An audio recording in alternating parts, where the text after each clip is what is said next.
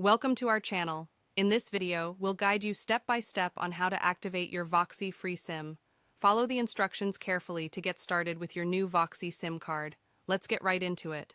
Unbox your VOXI SIM card. First, take your VOXI SIM card out of the package.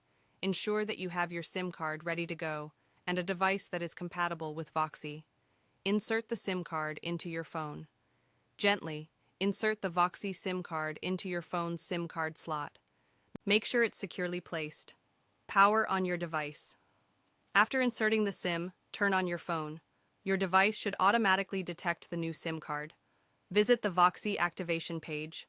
Open your phone's browser and go to the VOXI activation page.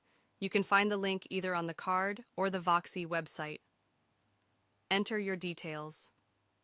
You will be prompted to enter your personal details, such as your name, address, and a valid email address. Make sure you fill out all the required fields correctly. Choose your plan. VOXI offers various plans. Select the one that best suits your needs.